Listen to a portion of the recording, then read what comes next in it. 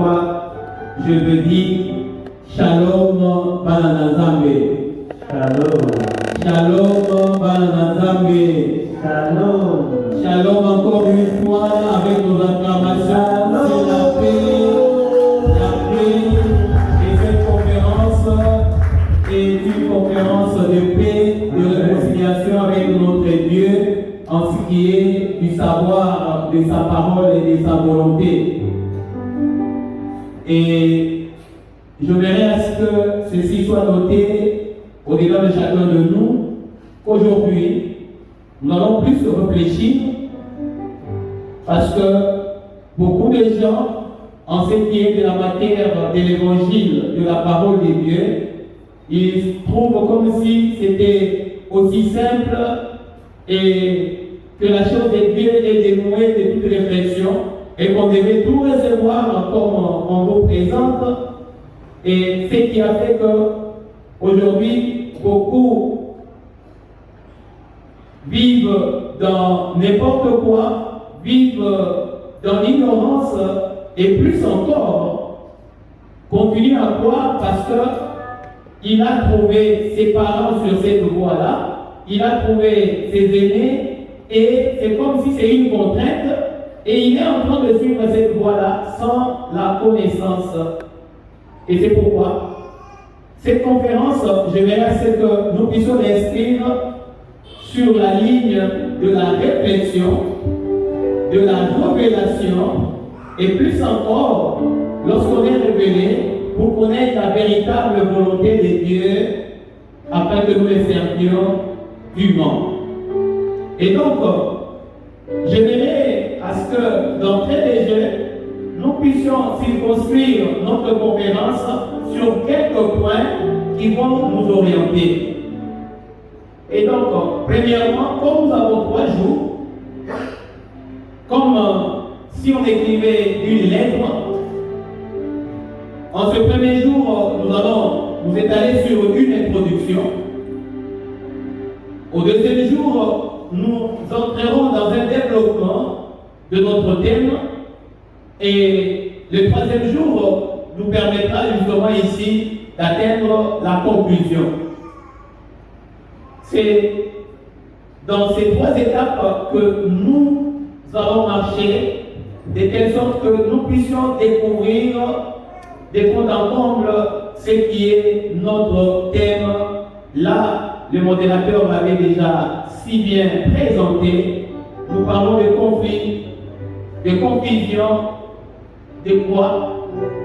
Et tout ceci, nous devrions nous poser la question, qu'est-ce que nous-mêmes nous pensons de la croix? Qu'est-ce que tu penses de la croix?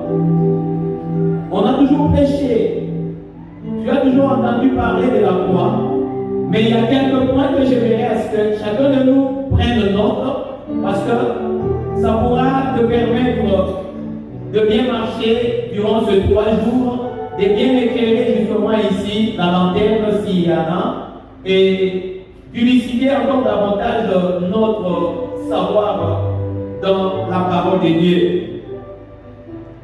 Je me laisse qu'on lise un premier livre pour ce qui est de l'introduction en ces jours. Pourquoi nous avons choisi de parler de conflit ou confusion des croix? Je verrai à ce que nous puissions avoir la lumière là-dessus. Et nous pouvons lire Matthieu chapitre 15. On peut commencer à partir du 4e verset et jusqu'au 6e verset. Je verrai à ce qu'on comprenne bien la chose. Oui, nous lisons le livre de Matthieu au chapitre 15 à partir du 4e verset. Verset 4. Car Dieu a dit, honore ton père et ta mère, et celui qui maudira son père ou sa mère sera puni de mort. 5. Mais vous dites, celui qui dira à son père ou à sa mère, ce dont j'aurais pu t'assister est une offrande à Dieu, n'est pas tenu d'honorer son père ou sa mère. Verset 6. Vous annulez ainsi la parole de Dieu au profit de votre tradition. 7. Hypocrite. Shalom. Shalom. En entrant dans le texte qu'on vient de nous lire, c'est le Seigneur Jésus qui est en train de parler. Il était là avec les scribes et les pharisiens qui semblaient ici l'observer pour le prendre au mot par ses discours. Parce que la question était celle de savoir pourquoi les disciples de Jésus ne se lavaient pas les mains avant de manger, alors que c'était une règle auprès de la société juive. Et donc les disciples ne pouvaient pas marcher outre cette règle-là. Et ils tenaient coûte que coûte, ça veut dire qu'ils surveillaient la manière de se comporter de chacun. Si tu ne te laves pas les mains avant de manger, c'est un problème parce que là, c'est une coutume, c'est une tradition qui était installée. Et je pense qu'aujourd'hui, même dans notre société, avant de pouvoir manger, il est bienséant, n'est-ce pas ici, d'aller d'abord se laver les mains pour éviter quelques maladies, comme nous le disons, les maladies de mains sales. Et les disciples de Jésus que nous sommes, qui furent aussi à ses côtés, que nous sommes aujourd'hui, il n'était pas donné à ses disciples de se laver les mains. Alors, les scribes et les pharisiens sont allés auprès du Seigneur pour les lui reprocher.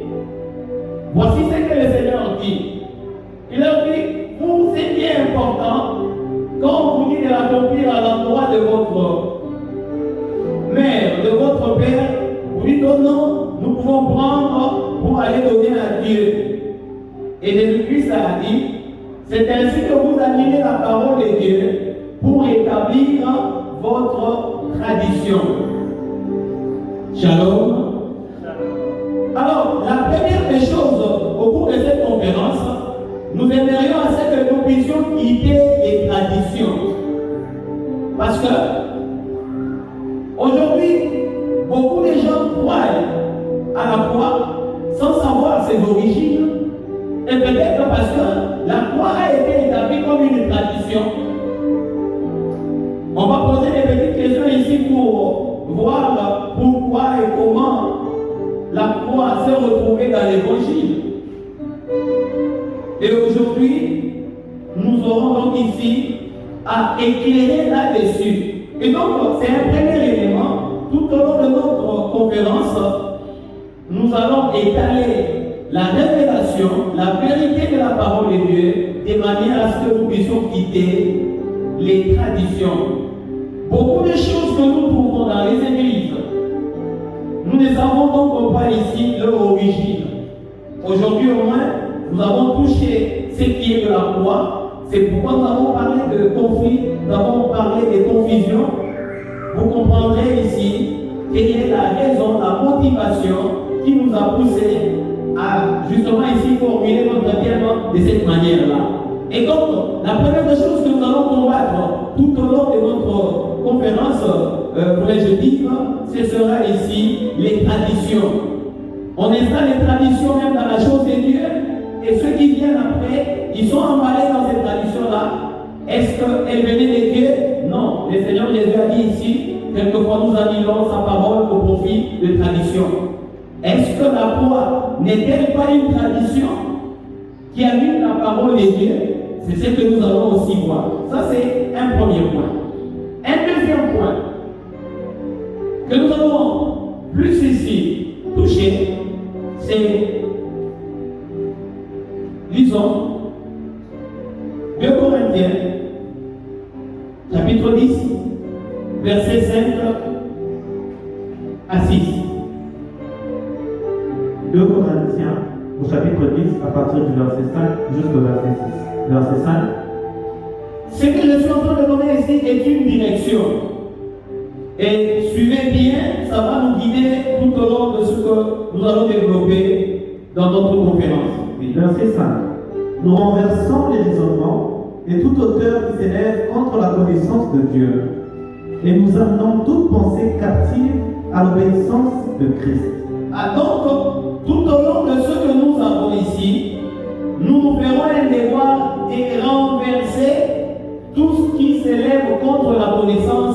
de Christ.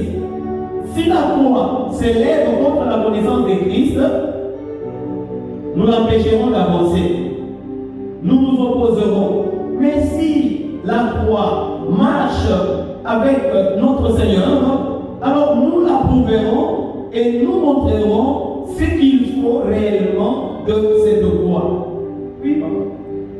Verset 6. Nous sommes prêts aussi à punir toute désobéissance lorsque votre obéissance sera complète. Alors, ça c'est un élément. Nous allons punir ceux qui n'obéissent pas à la parole de Dieu, ceux qui n'obéissent pas à la volonté de Dieu.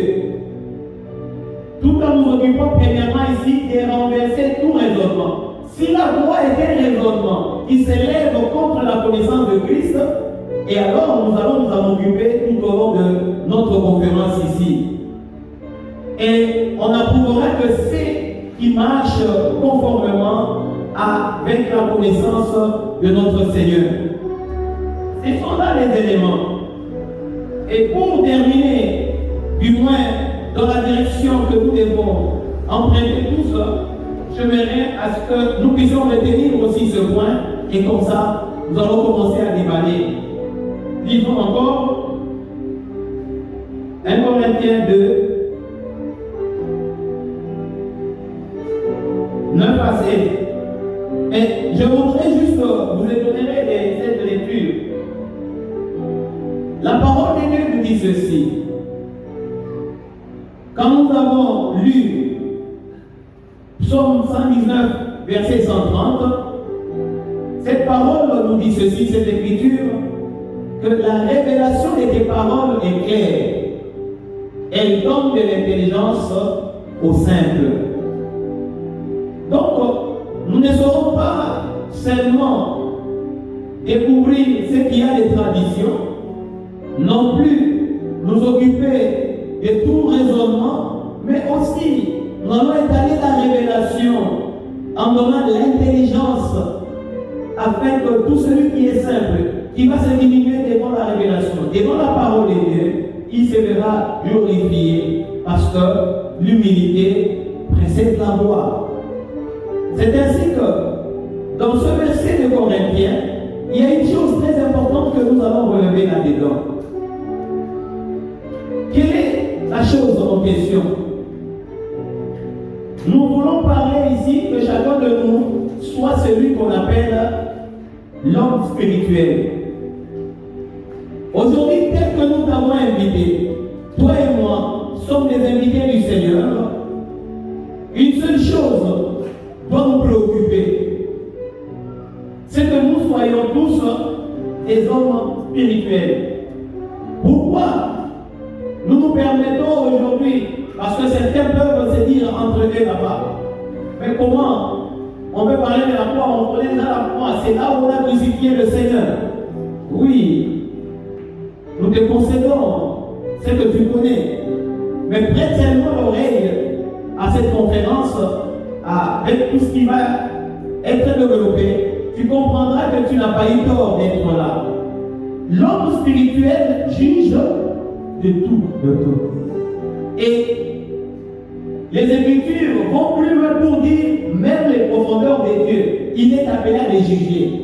Voici le principal, le fondamental qui nous a tenus de ne pas aussi rester muets, parce que avec la foi, c'est comme un sujet qu'on a mis au frais, on a mis en sourdine, on ne veut pas trop en parler. Quand on veut y toucher, c'est comme un tabou. On doit comprendre tel que c'est déjà présenté. On ne veut pas qu'on entre en profondeur. Non, l'homme spirituel juge de tout. Et les Écritures précisent que même les profondeurs des dieux. Voici pourquoi je vous ai donné toutes ces références, de manière à ce que vous soyez apaisés et que vous attendiez justement ici à ce que nous puissions vous présenter le déroulé comme on l'a déjà ici aussi anticipé. Et maintenant, dans le vif même de notre thème, nous allons entrer. Et je pense que maintenant que vous avez reçu cette direction, vous ne serez plus, n'est-ce pas, ici à gauche ou à droite, vous serez sur la droite ligne pour maintenant ici pénétrer. Pourquoi nous voulons parler de la confusion de croix ou de conflit de croix. Shalom, peuple de Dieu. Shalom. Et c'est pourquoi je vais évoquer justement ici des conflits aujourd'hui sur la croix. Et ce sera dans notre introduction, vous allez voir qu'il y a vraiment un conflit. Pour que nous puissions tous ensemble réaliser qu'il y a vraiment un conflit sur ce qui concerne la croix. Premièrement, je voudrais que tous ensemble nous puissions donc ici y toucher. Qui connaît l'origine de la croix? Plusieurs d'entre nous peuvent dire que si nous parlons de la croix, c'est parce que c'est à la croix que le Seigneur Jésus avait tout accompli. C'est ça l'argument aujourd'hui. Et d'ailleurs, dans plusieurs doctrines telles qui se développent dans le monde, on parle de la croix comme étant l'autel par excellence, par où il a été présenté une offrande qui a sauvé l'humanité. Et donc on présente la croix comme étant l'autel du salut.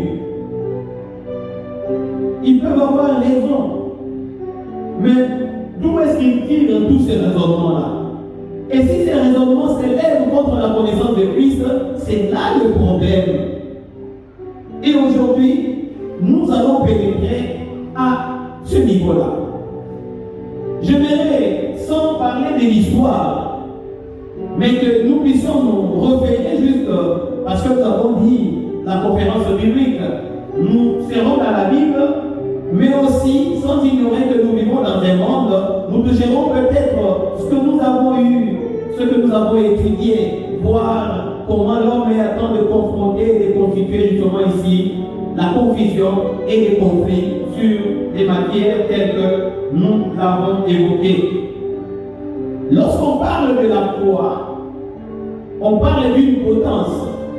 Ça veut dire, on parle d'un instrument qui était utilisé pour torturer celui qui était condamné par la loi.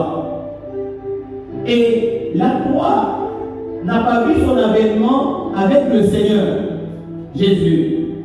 La croix a existé avant le Seigneur Jésus. Et c'est pourquoi nous allons donner une référence pour que tous ensemble nous puissions voir clairement là-dedans. J'aimerais à ce qu'on puisse nous lire un premier livre en Genèse chapitre 40, verset 19. Nous pouvons donc ici retrouver cette référence-là. Oui. Oui, nous sommes dans le livre de Genèse, au chapitre 40, verset 19. Encore 3 jours, et Pharaon enlèvera ta tête de dessus toi, te fera pendre à un bois, et les oiseaux mangeront ta chair. Tu peux répondre? Oui. Encore 3 jours, et Pharaon enlèvera ta tête de dessus toi, te fera pendre à un bois, et les oiseaux mangeront ta chair. Je pense que tous nous connaissons ce récit. Il est question de Joseph qui était en prison. Joseph étant en prison, il avait, comme vous le savez, n'était pas seul. Il était là avec d'autres prisonniers. Mais parmi les prisonniers, il y en avait ceux qui avaient eu des songes. Et comme quelqu'un les a soufflé qu'il y a un autre prisonnier là qui sait interpréter les songes, ils sont allés lui proposer pour trouver une interprétation. Voici ce que Joseph est en train de lire. On lui propose justement ici le songe pour dire quoi, si on peut relire. Oui, verset 19. Encore 3 jours, et Pharaon enlèvera ta tête de dessus toi, te fera pendre à un bois, et les oiseaux mangeront ta chair. C'est Joseph qui lui donne l'interprétation. Nous sommes où précisément? en Égypte. Joseph, en donnant cette interprétation, va lui dire que par rapport à ce que tu as eu comme songe, Pharaon va t'épandre.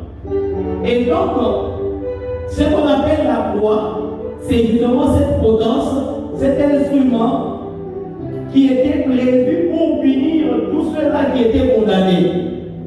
Voyez-vous donc ici que la croix a existé avant le Christ.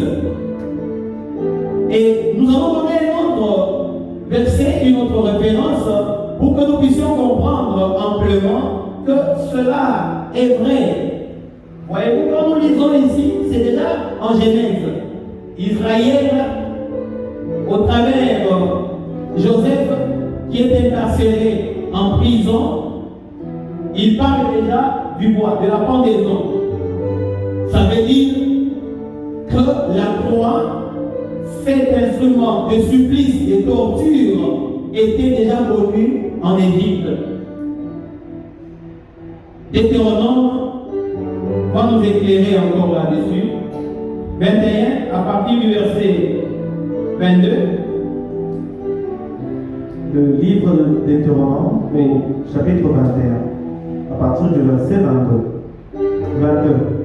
Si l'on fait mourir un homme qui a commis un crime digne de mort, et que tu l'aies pendu à un bois, verset 23, son cadavre ne passera point la nuit sur le bois, mais tu l'enterreras le jour même, car celui qui est pendu est un objet de malédiction auprès de Dieu. La Bible dit clairement que celui qui devait être pendu, c'est tout homme qui a commis un crime. Ça veut dire que la mort sur la croix était une condamnation qu'on infligeait aux criminels. Tout criminel devait passer par la pendaison, et là on parle de la croix. Et donc, vous allez voir qu'en lisant ce verset, que nous venons, n'est-ce pas, ici, de lire, si tu peux entrer en profondeur, tu vas comprendre nettement qu'il est question de l'application sur la personne de Jésus, parce que vous allez voir qu'on l'a fait même descendre de la croix, parce qu'il fallait accomplir cette loi. Mais une chose est à savoir, que le Seigneur, au moins lui, ne constituait pas ce qu'on appelle ici un criminel pour qu'il soit passé par la pendaison. Mais au moins, par rapport à ce qu'ils avaient avancé, ils ont pu quand même l'entraîner jusqu'à la croix pour dire qu'il a fait ce qu'il n'est pas donné à quiconque de faire dans la société juive. Voyez-vous donc ici que la croix trouve son existence avant et que le Seigneur n'a connu que l'application de cette loi sur sa personne. Alors que même cette application-là a été appliquée par défaut, ce que nous voyons ici, parce que c'est une torture, c'est des supplices qui sont prévus pour les criminels. Là, je voudrais donc ici que nous le sachions, aussi tous à propos. Mais voyez maintenant là où va entrer la confusion et ce que nous appelons aujourd'hui conflit. Shalom, peuple de Dieu. Shalom. Sachez bien que cette conférence veut provoquer auprès de chacun de nous ici la paix. La paix, lorsqu'on connaît, on acquiert la paix, et la paix qui est sûre et certaine. Mais qu'est-ce que nous constatons? Parce que nous sommes en train justement ici de nous introduire. On t'expose le tout de manière à ce que tu puisses le savoir. Et comme ça, par la suite, on fera découvrir les origines de la croix. Jusqu'à ce qu'on ait coulé en loi la pendaison, d'où cela est venu. j'aimerais d'emblée ici, au milieu de nous, déjà vous faire savoir quelque chose.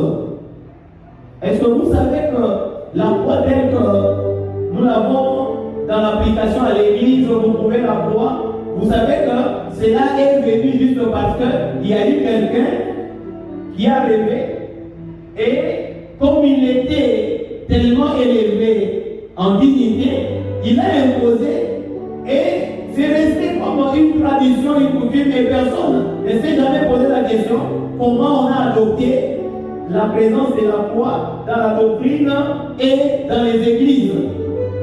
C'est juste qu'il y avait eu quelqu'un qui avait rêvé et comme il avait l'ascendance sur l'église et qu'il s'opposait à l'église, mais cette fois-là, comme il a vu que dans son rêve, la croix lui avait porté honneur et qu'il était allé en guerre, il a gagné parce que dans son rêve, il a vu que la croix était en train de lui parler et comme la croix lui parlait, que tu iras en guerre si tu honores ce signe, et il est allé en guerre, il a vaincu et il a cru.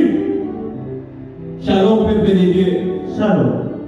Et il a introduit l'application de la foi dans ce qu'on appelle ici le christianisme. Parce que le christianisme, ce n'est pas quelque chose qui vient de Dieu. Le christianisme est un mouvement humain. Ah. Ils sont choqués. Hein? Première fois. Ils sont choqués. Hein? Le christianisme est un mouvement humain. Christ n'a pas laissé le christianisme. C'est la récupération purement humaine qu'on appelle chrétien aujourd'hui. Et ça m'a toujours étonné qu'on se réjouisse qu'on appelle chrétien. Alors que Christ n'a jamais appelé ses disciples des chrétiens. Mais aujourd'hui, on s'en réjouit. Il y a des gens aussi qui voient comme si c'était un grade. Quand on va l'appeler disciple, ils trouvent qu'on le rabaisse, on le diminue. Ah, là, tu commences à comprendre déjà des choses. Et vous verrez par le bannissement, n'est-ce pas ici, de raisonnement humain, comment vous allez vous élever. Et donc, revenons à ce que nous sommes en train de toucher, sur ce qui est de la foi. Je disais donc ici, c'est de la volonté purement humaine que l'on a imposé la foi dans les églises. Par un certain, ceux qui ont appris dans l'histoire, un certain empereur appelé Constantin. Et parce qu'il s'opposait tellement à la chose de Dieu, cette fois-là, avec la foi qu'il a vue dans son songe, il a trouvé comment, en tout cas, il faut qu'on l'adopte.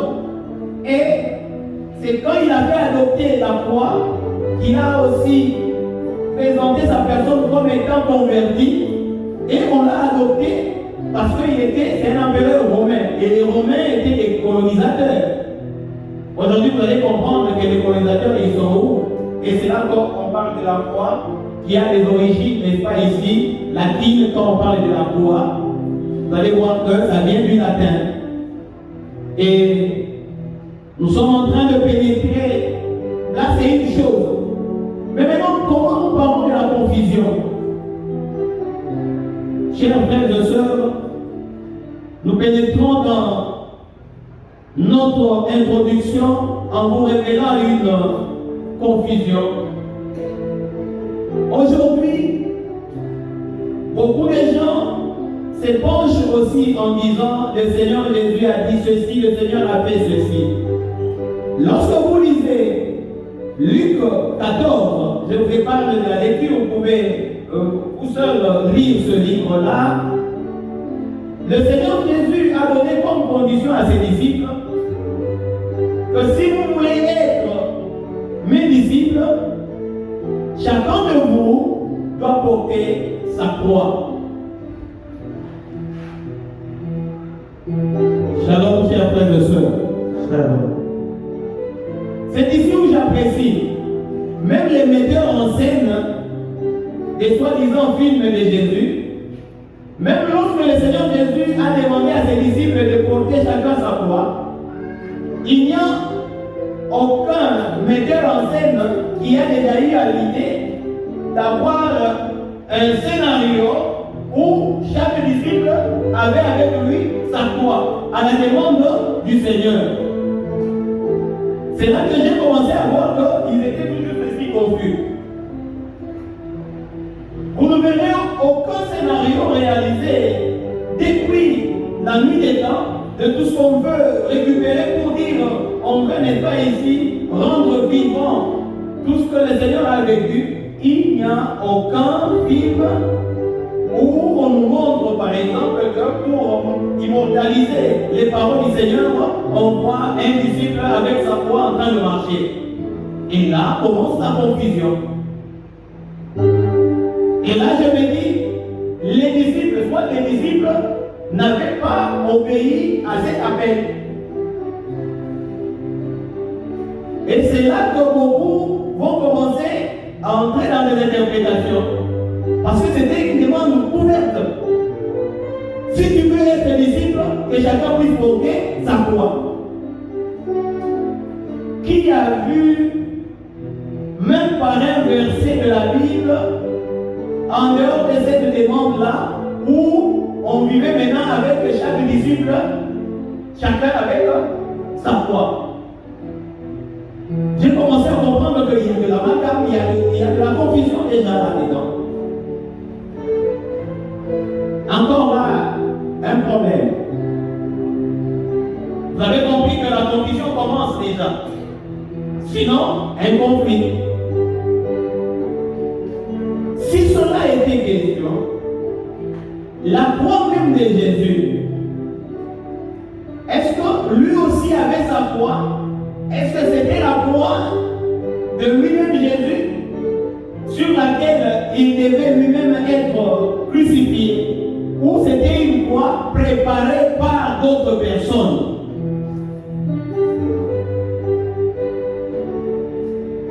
C'est des questions dans notre introduction pour voir la confusion qui règne autour de quoi. Et donc, là encore, nous sommes au niveau de quoi? Mais déjà dans l'introduction, vous aurez compris que les points étaient destinés aux criminels. Est-ce que le Seigneur Jésus avait déjà anticipé que tous ses disciples étaient d'ores et déjà des criminels? Parce que lui au moins maîtrisait toute la loi. Et quand il est venu, la Bible nous dit qu'il est venu pour accomplir la loi. Mais maintenant, quand déjà il demande à ses disciples que chacun porte sa foi pour le suivre, ça veut dire que pour lui, il considérait que tous les disciples étaient déjà des criminels et que leur sort était déjà connu d'avance. Shalom, peuple de Dieu. Et je pense que vous êtes en train de comprendre pourquoi nous avons parlé de confusion et pourquoi nous avons parlé de conflit. Venons-en maintenant. Aujourd'hui, nous avons connu le Seigneur, nous disons que le Seigneur a été crucifié. Aujourd'hui, beaucoup de gens se grèvent là pour dire, bon, même si nous n'avons pas connu avec la foi, vaut mieux la fin d'une chose que son commencement. On ne l'a pas vu marcher. C'est juste qu'il a fait la marche de la croix en une seule journée pour aller et être crucifié. Mais pendant qu'il était en train de prêcher, on ne l'avait jamais vu avec sa croix. Comme autant pour les disciples. Et là maintenant, il y a encore un point de confusion parce que c'est une introduction où nous revenons, n'est-ce pas, ici, le point de confusion et de conflit. Jésus se trouve sur Golgotha, il n'est pas seul, il se retrouve avec des brigands à ses côtés. Il y a trois croix sur Golgotha.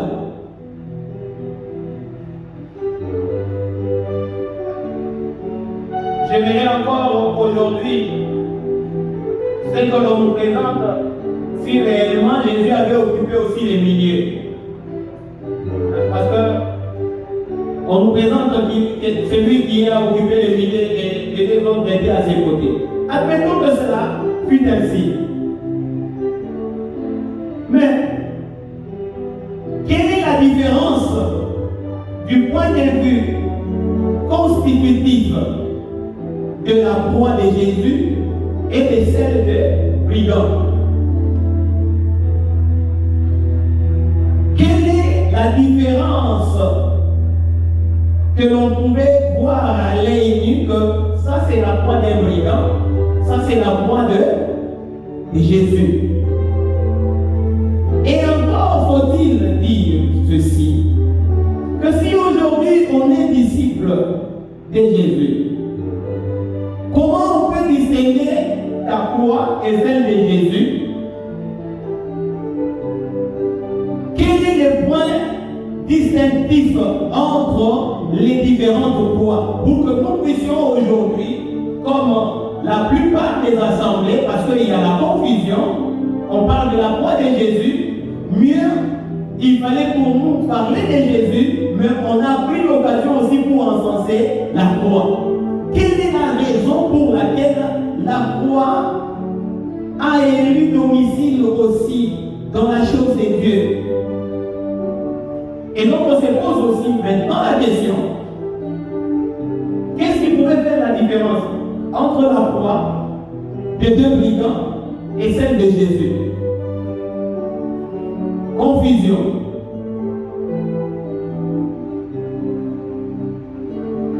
Lorsque nous quittons cette confusion-là, venons-en maintenant.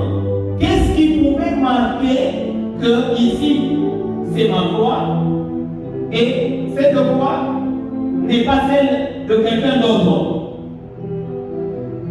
Qu'est-ce qui peut marquer la différence de croix? La taille, la forme, qu'est-ce qui fait la différence de croix? C'est ici où je vais aussi vous faire une référence sur les origines de la croix. Quand vous scrutez les écrits, vous allez comprendre que la croix égyptienne avait une forme. Par rapport à ses origines, la croix égyptienne était différente de la croix babylonienne. C'est en fonction de la forme. Et ces différentes croix étaient vénérées, ça veut dire étaient attribuées à des personnes qu'on avait déviées à des statues qu'on devait, n'est-ce pas ici, adorer. Et c'est là que vous allez comprendre que est-ce que cette représentation n'est pas celle qui a été ramenée pour nous parler de la crucifixion, n'est-ce pas ici, de Christ? Encore un, c'est purement de la confusion.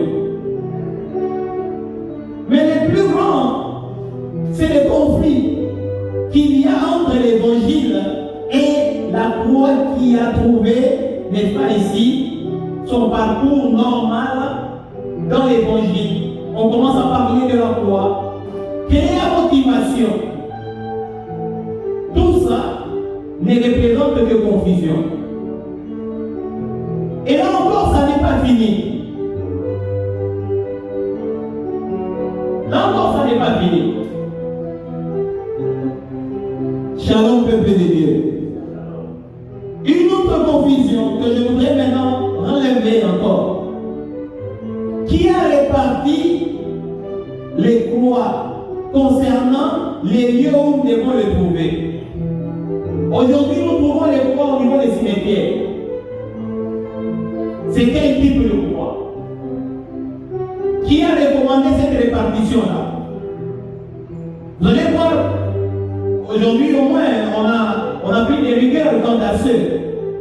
Au niveau des cimetières, il était recommandé et on trouvait que des croix de couleur noire. Qui a fait cette recommandation-là et cette répartition-là? Ça veut dire qu'en d'autres termes, avec l'application de la croix, tout ce monde que nous trouvons dans des lieux, n'est-ce pas ici, d'enterrement, on peut dire en d'autres termes, la croix représente que ici, une âme criminelle. Si cette âme a échappé d'être crucifiée, au moins ça va la poursuivre là-bas. Confusion totale. Confusion totale. Et c'est pourquoi je comprends que nos frères d'ailleurs refusent, lorsqu'on met en terre, qu'on puisse mettre une croix là. Parce qu'ils trouvent qu'ils ne sont pas criminels. Pourquoi venir avec la croix? Comme il a raté d'être crucifié, donc il va être poursuivi. C'est un condamné. Je voudrais ouvrir ici une parenthèse, parce que nous sommes en train de parler de cette croix-là à la couleur noire. Qui a dit que la couleur noire était définie pour la croix qu'on devait mettre dans les lieux de mort?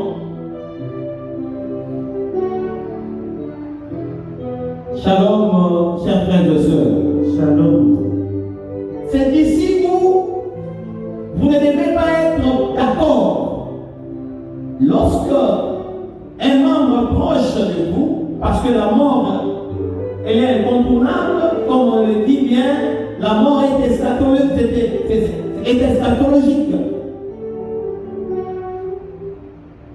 Ça veut dire qu'on connaît que la mort existe, mais quand est-ce qu'elle arrive, on ne connaît pas.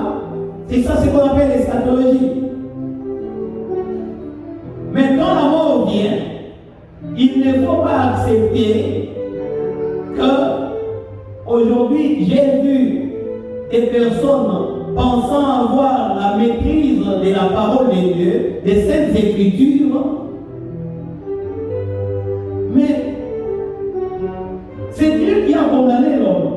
Parce que l'homme avait péché dans le jardin et Dieu a puni l'homme, il l'a maudit pour lui dire que tu es poussière, tu retourneras à la poussière. Cela est une parole de malédiction.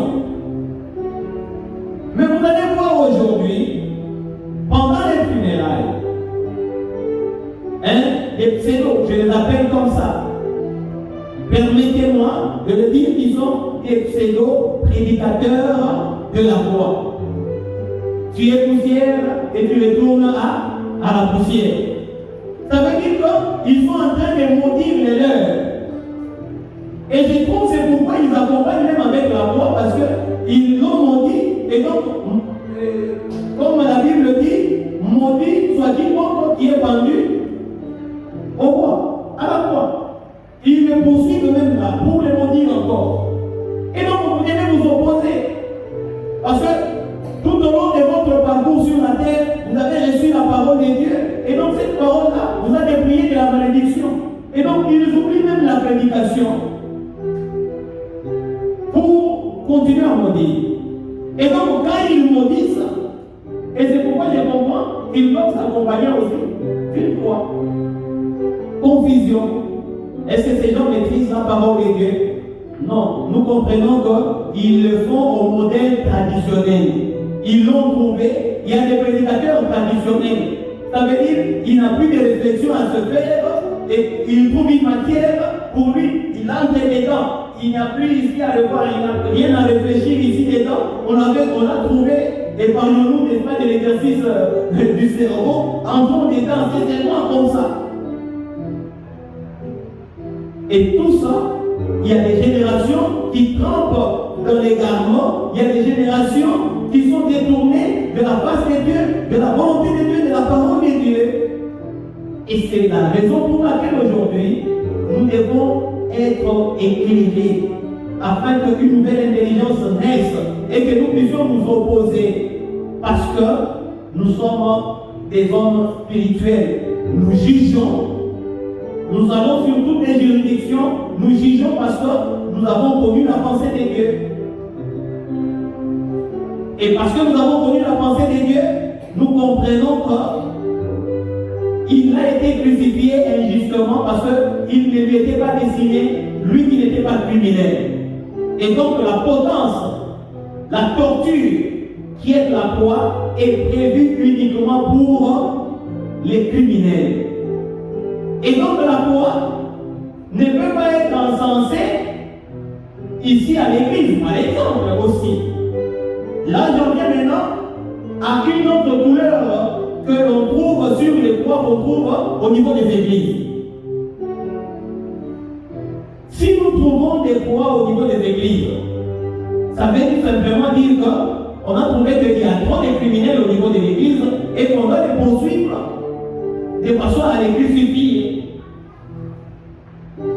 Quelle est la raison d'être de la croix dans l'église? Simplement parce qu'on veut se justifier, dire que le Seigneur avait été crucifié. Non, le Seigneur avait dit que chacun porte sa croix. On n'a plus aucun disciple avec sa croix. Et aujourd'hui, les gens souples qu'ils sont, ils se font tailler, n'est-ce pas ici, de petites croix que eux portent sur leurs vêtements. Encore faut-il les juger à propos. Parce qu'ils se font des images, ils se taillent cela et ils commencent à les porter pour dire que c'était ça la recommandation. Mais au niveau de l'église, il y a aussi des croix. Parfois des croix recommandées. Parce que vous n'allez pas trouver au niveau de l'église en place une croix noire. Les croix adoptées au niveau des églises portent d'autres couleurs. Et la couleur la plus utilisée, peut-être, c'est la couleur blanche au niveau des croix des églises. Quelle est la véritable croix? Celle qui est à l'église ou bien celle qui est au cimetière? Et la troisième croix, nous la trouvons aussi au niveau des hôpitaux. Et là, la plupart, ce sont des croix teintées d'une couleur rouge. Shalom, chers frères et sœurs. Est-ce que tous ceux qui sont à l'hôpital, parce que la croix signifie la torture, la supplice, c'est que quand on vous amène à l'hôpital, soyez sûr qu'on veut justement vous punir, on veut vous condamner. Et c'est pourquoi, au niveau de l'hôpital, c'est un lieu de souffrance. Mais qui a réparti toutes ces couleurs-là au niveau de l'église, au niveau du cimetière ou au niveau des hôpitaux? On trouve qu'il y a ces trois types de croix, ces trois couleurs-là, on les retrouve là. Quelle est la croix de Jésus partout là-bas? Oh non, parce que Jésus-Christ a souffert, ça veut dire qu'il est passé, quand on parle, il nous guérit par ses meurtrissures, voici comment l'homme est en train de se justifier. Est-ce que la croix émane de Dieu? La croix, est-ce qu'elle vient de Dieu?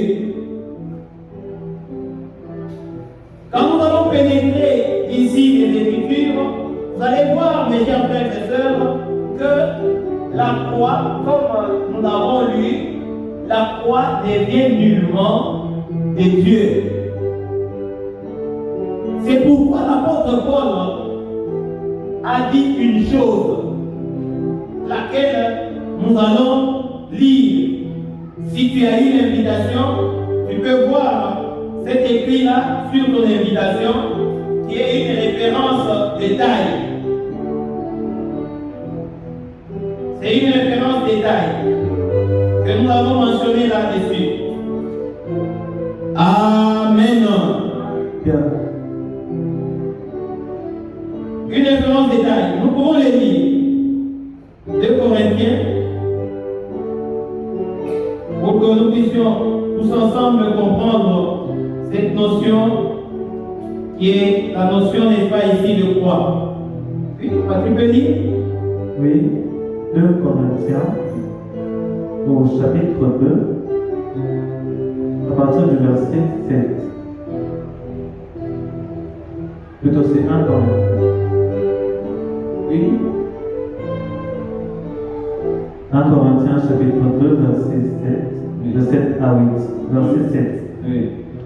Nous prêchons la sagesse de Dieu, mystérieuse et cachée, que Dieu, avant les siècles, avait destinée pour notre gloire. 8. Sagesse qu'aucun des chefs de ce siècle n'a connue, car s'ils l'eussent connue, ils n'auraient pas crucifié le Seigneur de gloire. Verset 9. Mais, comme il est écrit, ce sont des choses que l'œil n'a point vues, que l'oreille n'a point entendues, et qui ne sont point montées au cœur de l'homme, des choses que Dieu a préparées pour ceux qui l'aiment. Shalom, chers frères et sœurs. Alors, La Bible dit ceci. Cette sagesse que nous prêchons, les chefs de ce siècle ne l'ont pas connue. S'ils avaient connu la sagesse de Dieu, la croix ne devait pas lui être destinée. Donc nous pouvons dire ceci. Qui sont les chefs qui ont envoyé Jésus à la croix, le chef de ce siècle? Nous avons d'abord les Sanhédrins, ça veut dire les sacrificateurs. Les sacrificateurs ont jugé le Seigneur et l'ont livré. Une première catégorie. Une deuxième catégorie, nous voyons qu'il y avait Pilate et Hérode. Ce sont là les chefs. Ces chefs-là ont travaillé de manière à ce que Jésus aille à la croix. Ils ont ignoré la sagesse de Dieu. Même Hérode, après avoir jugé le Seigneur, n'ayant rien trouvé comme crime en lui, mais il a laissé quand même aller jusqu'à la croix. Ce sont les chefs de ce siècle. Ils n'ont pas connu. C'est ici où je voudrais réveiller votre attention pour vous dire ceci. Vous allez comprendre que de tout ce qu'il y a eu comme prophétie sur la naissance, sur le parcours de la vie du Seigneur Jésus, il n'a été prévu nulle part qu'il serait crucifié. Vous pouvez lire la Bible, vous allez voir qu'il n'y a aucune prophétie qui a donné la précision quant à ce qui concerne sa souffrance, sa mort. Alors que la croix était connue, on pouvait comprendre que facilement il serait crucifié. Mais il n'y a nulle part. Et donc, la mort par la croix, s'agissant du Seigneur Jésus, on peut bien dire, a contourné le plan de Dieu. Ça veut dire, s'il était prévu, mais au moins ce détail-là n'était pas prévu sur ce qui est de sa mort. La croix n'était pas inscrite parce qu'il était un saint. Il ne pouvait pas vivre en tant que criminel. Et comme la croix était prévue pour les criminels, donc ça ne pouvait nullement lui concerner. Voici pourquoi, en ouvrant cette introduction, nous voulons justement ici clairement parler, en excluant au moins, quand on va parler de la croix au niveau des hôpitaux, au niveau des cimetières, on peut mettre ça à l'écart. D'où vient maintenant que nous puissions aujourd'hui, parce que ne nous excluons pas par rapport à la didactique que nous avons, admettons que nous aussi, nous sommes dans la même compréhension. Aujourd'hui, est-ce que nous avons raison de parler de la croix de Jésus ou de parler de Jésus lui-même? Parce que beaucoup de gens mettent en avant-plan la croix pour dire la puissance de la croix, puissance de la croix. Est-ce que la croix peut-elle avoir une puissance?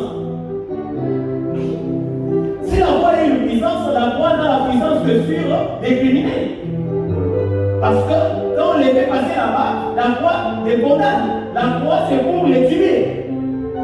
Et si nous on doit encenser la puissance de la croix, c'est vraiment dans le négatif. Parce que la croix a eu raison sur le Seigneur. Il lui a donné la mort. Bien que par après, il est ressuscité. Et donc la croix n'a de puissance que sur les condamnés. Mais le Seigneur, Jésus,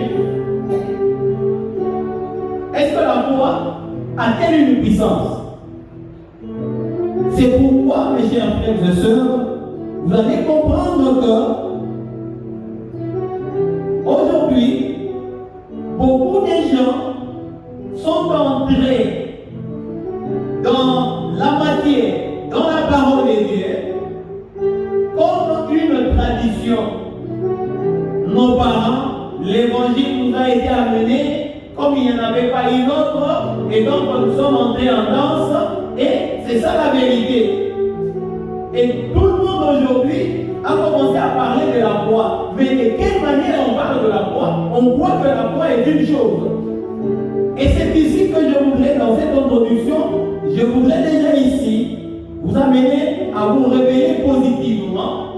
Je dis positivement parce que la foi n'a été qu'un raisonnement qui s'élève contre la connaissance de Dieu. Parce que la foi a infiltré l'évangile par les chefs de ces siècles qui l'ont imposé, qui l'ont introduite ici, et les gens ont commencé à croire à la foi. Et c'est ainsi que, du moins aujourd'hui, pour que nous puissions ensemble, dans cette introduction, voir comment nous nous retrouvons dans ce contexte où nous sommes en train de parler de la foi. On croit que la foi vaut quelque chose quand on parle de la parole de Dieu. Alors qu'en réalité, la foi trouve ses origines dans l'occulte, trouve ses origines, tel qu'on peut le dire, à l'étranger. Et quand nous parlons de l'étranger ici, c'est l'étranger par rapport à la parole de Dieu. Comme on le dit souvent dans les Écritures, la foi est un feu étranger. La foi est un feu étranger. La foi est une torture, la foi est une potence qui est réservée aux criminels. Et si donc nous sommes de ceux qui suivaient ou de ceux qui sont appelés à suivre le Seigneur Jésus, quelle est la raison pour laquelle on doit chacun ici avoir sa foi? Non, peut-être aller dire moi j'amène ma condamnation auprès du Seigneur afin qu'il la détruise. Moi, j'étais déjà condamné, voici ma punition.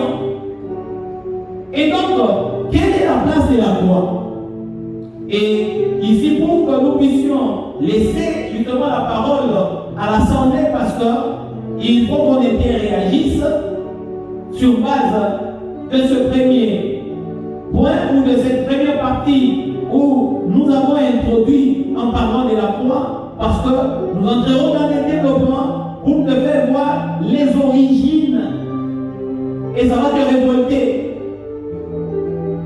Parce qu'aujourd'hui, il y a des gens qui se taillent même une grosse croix au niveau des pas ici de l'Assemblée, pensant que c'était bien de le faire. Vous allez voir que c'est de la pure idolâtrie. De la pure idolâtrie. Et donc, ceux qui ont imposé la foi, la Bible nous les a révélés ici, ce sont les chefs de ces siècles. Il faut-il que nous puissions aussi marcher sur base de ces coutumes? Aujourd'hui, la parole de Dieu va t'éclairer.